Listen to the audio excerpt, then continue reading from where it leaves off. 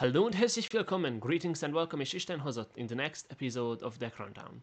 Today we are playing Treaty Crusader.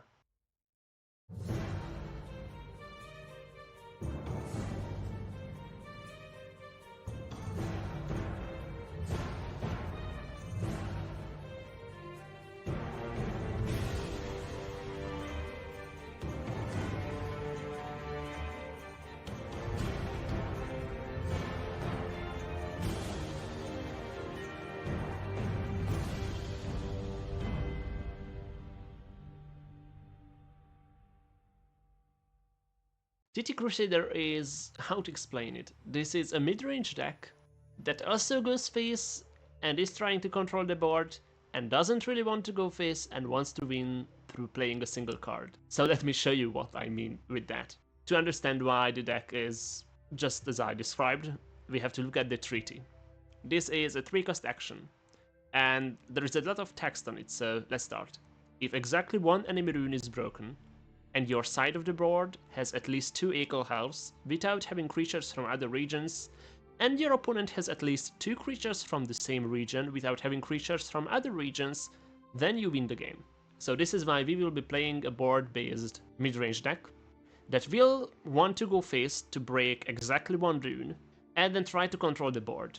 And once we have so good of a control of the board that our opponent can't do nothing, then we will need 2 creatures from the same region on our opponent's side, which we cannot guarantee. And also if they know that we are playing treaty, they will look out for it. So in those cases, we will just build a board and go face. And how we do that is through the Echo House, these aggressive creatures that we have in the deck. The first row of cards are here to help us get the combo. The second is the Echo House row, and then the third will be having some utility. So let's see the controlling side. We have Execute, we have Sell this Archer for the pings, and also because it's a good 2-cost, it will help us with trading and going face early to break exactly one rune. Then we have Pillar for the support removal, for the guard, for the ping, and also because it's an equal half, so this is perfect here. We have Piercing Javelin, and we have Jerry, because this on Less Gasp saves a creature which can be an enemy creature, so we could set up a situation where we play Jerry and we play something on top of Jerry, hopefully an equal half, and then we can bounce something on the opponent's side, and maybe they knew that we are playing treaty, so they kept the watch not to play just the 2 creatures from the same region. So let's say they have 2 creatures from the same region and then 1 other creature. And then we play a Jerry, we use the Less Gasp, and we bounce the creature from the other region, and then we can play the treaty. And it's also just a guard, so it's good. Then we have the Equal Halves, we have Tribe Shaman, we have Equal Half with the Charge, Equal Half Pillager with Operation, give a friendly creature a Guardian and a Steel Sword, this one, which we are also running because it helps us trade and go face. We are playing the Weaponsmith. Also the Leader, since we have all of the Equal Halves in this deck, it makes sense to play the Leader, will also help with finishing the game once we have a board. We also have Chieftain, and then we have Yangrel. Yangrel is an interesting card in concept because this has Drain in red. And because of that, maybe he's overpowered. Alright, yes, he is overpowered, and probably will have to be hit with a nerf. But for now, it's like this. We have a 7-cost 6/6 Drain guard. When Yangrel equips an item, he loses a power, but gains 3 health. So basically all of the items that you equip on Yangrel also give him 3 health. And the items have 1 less power. But what items are we running in this one? Well, of course we have 2 copies of the Guardian Steel Sword, which means that on Yangrel, this is +1/+4. And we have Weaponsmith, which gives us Battle Axes. And the Battle Axes are +3/+4 on Yangrel. We can play the Guardian Steel Sword because this just gives us better traits, but the Battle Axes will be kept for Yangrel. And then if we would fall behind, also we are playing red and yellow, we don't really have a way to heal, and then we have Yangrel, and this will be our way to heal, and this is the only source of drain right now in these 2 colors. And then we have Den Warrior for card draw, we have Crusader's Assault for card draw, we have Deonis because it gives guard, and also the Breakthrough will kind of come in handy if we are playing against guard decks and we need to break runes. Then we have the Black Sheer Guardian, just for guard. I have already mentioned Steel Sword. And we have Forgar, a unique card. It is a 9-cost Ekelhalf, 8/8/0, big breakthrough, and then veteran -2, +4, +1, and slay +1/+1/+0. So this will be another way to finish. We either build the board, we play the treaty, or we get Forgar and just try to finish it with a single big stated creature. And that's the deck, so let's start the games. And here comes the match, me versus Avenged Fish. I am a treaty Crusader, he's playing mid-range Battle Mage. Of course the match was recorded first, then cut in a way that I am now able to cast, so keep in mind that we will not hear him during the match. And let's see who goes first, who gets the ring. I rolled a 13, he rolled a 4, so I am going first. He has the ring.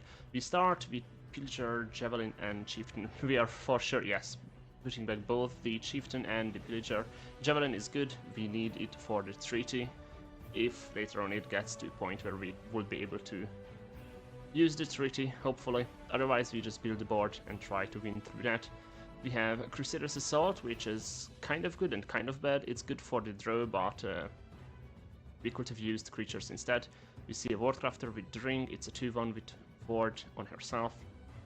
But we drew an Execute, an instant in the sphere, and then we can just pass. He plays a Cunning Ally next, but if I recall it correctly, then he will, yes, he will miss, which means there is no Fireball generated on his end. We go to 3, and we play an Ekelhalf. The reason we play it in field and just go face is because, of course, we need to break a rune, and then playing the Ekelhalf there, it offers him a trade, which he uses. It also leaves the Cunning Ally at 1 health, but we have the Pillar. He also plays a Pillar and pinks face, so it's a 3/3 with guard, but with our own Pillar we are now able to get rid of the Cunning Ally, and then he will have to trade with Pillar. He's not running any support, so this was the best use of Pillar. He trades and passes, has nothing to play, unfortunate. We go to 5 and we will play a Jerry there, just to use the resistance points we have, and then we see Ashkir Horseman on the other end. This will go face for 4 and then rally 1, but it also has breakthrough, so I mentioned it to Fish, because if he would play it on Jerry, Jerry has a Last Gasp. On Last Gasp you can save a creature. So if he kills Jerry now with the Horseman, Horseman dies, Jerry dies, then he's getting rid of my Last Gasp effect, because there is no other creature to unsummon, which means save. And there we go. We see the trade. It will break through for 2 because the Horseman has breakthrough and also has rally, so Avenged Fish now can rally a creature in his hand. There is the dice roll, and then we move on. It is my turn now, and we go to 6, which means we just play the Ekelhalf. One thing to keep in mind is that we have Yangrel next turn. A 5/5 guard with Drain is quite powerful, but he also has a Tariel. This is a scaling legendary creature. He is the protagonist of the 3rd and 4th books. It is a 4/4 that will gain +1/+1 at the start of every turn, and from the start of Tarndeal's 3rd turn he will also gain another 1/1. When he takes damage he gains power. When he reaches 8 power he will gain health and armor, so it is quite good. But I have the Javelin that we kept from the start, so Tenreal is removed. And we also go face for 2, breaking the Report rune, which means the treaty is now active, or at least can be active if we have 2 Ekelhalfs and he has 2 creatures from the same region without having creatures from other regions. There is the Ekelhalf, so that's 1 Ekelhalf on our end. We just need to get a second. There is an Oak Warrior plate. This is a 5/3/1 with guard. It is a Lightwood 3. And then he passes, does not use the rest of his points, because he has to keep in mind the treaty. We see an Ekelhalf Chieftain. This is the other way to end the game. Other friendly grave Ekelhalfs will have +2/+2 while the Chieftain is on board. We will play this. First, go face for 2, because then if the buff gets added to the Ekelhalf after we have gone face, then we do not break the reinforcement rune. He plays a Cunning Ally now. We'll see if he misses again. Yes, he does. Cannot hit the allies. The Ekelhalf Chieftain will trade favorably with Oak Warrior. That's quite good. And we see a Celadis Bannerman. Cunning Ally is a Valen, Celadis Bannerman is Celadis, so he doesn't have 2 creatures from the same region at the moment. it is my turn. I will draw a Celdis Archer and the treaty. Oh, because he went face or 5. Okay, that makes sense. And then I drew a card from there. We have the treaty, so we just need 2 Echo Halves. There is that, and then we need 2 creatures from the same region. The Celdis Mannerman will generate Celdises, so he might get ahead with that. Echo Half Chieftain will attack for 5, and then we play Yangrel for the drain. This is of course quite powerful. It will have +2/+2 from the Chieftain, but then Fish will just trade with Chieftain anyway. We do not go face, we are trying to make the treaty work. For now, we have a Dionys. This will try to protect the Chieftain. It just means that he has Firebolt, naturally. So the Chieftain dies anyway. Otherwise he would have had to double trade. 2 power and 2 health is removed from Ekelhalf and Yangrel 2. We see a raiding party, which means that he has 2 Celdis now, and then after the Celdis Bannerman attacks, he will have another 2. The first Celdis from the raiding party trades with Dionys, means he can go face for 6 if he wants to. We see a Horseman first on the Yangrel, that's 4 damage dealt to Yangrel, and then a Celdis, which will be buffed because that was the only creature in his hand, and then that's the other 2 damage on Yangrel, means Yangrel dies. And he goes face for 3 with the Bannerman, gets 2 Celdis in hand, and then we can play a card for free if it costs 9 or less. Wow, it is an Ekelhalf. While it didn't really matter at the moment. Okay, he goes face for 3 with Cunning Eye. With the Crusader's Assault, we could use the Crusader's Assault on the Ekelhalf and then trade with Bannerman. The good thing with this is also that the Ekelhalf will be at 4 power now, and with the Breakthrough and the Celdis Bannerman's 3 health, it will mean that we get to draw 2 because the Slay will trigger on the Bannerman. Oh, we went for Cunning Eye. And then the Pilfer triggers the Pillage on the Breakthrough. Why did we go for the Cunning Eye instead of Bannerman? Because we want him to generate Celdis and then we want to win through that. He plays Battle Mage's Preparations, draws an action, an item, and a creature from his deck. Goes for 3 on Yangrel, and then has a Maple Warrior, deals with Yangrel. Unfortunate, because that was the only source of drain in the deck. Maple Warrior is a 6 for 2 with Thorns, but the Thorns usually doesn't matter. We have a Forgar. We could try to win with that. Yes, we play the Forgar and then we pass. He has less Ward, but with the Celdis Archer we will still be able to trade with Maple Warrior next turn. Maple Warrior goes face, I will draw 1 and I will play a card for free, and it's a Javelin. Oh, you played the lesser Ward too soon. And then a Lightwood Mage. See your hand? There is an Execute too. Not getting through that.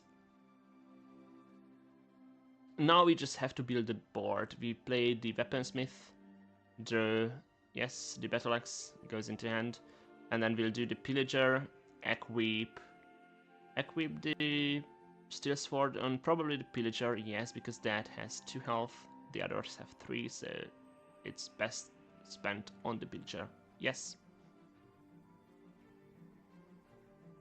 And then we will be able to try to go for lethal next turn.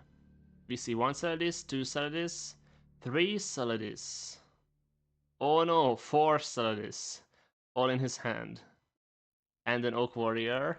That's 5. Oh, Leadstone.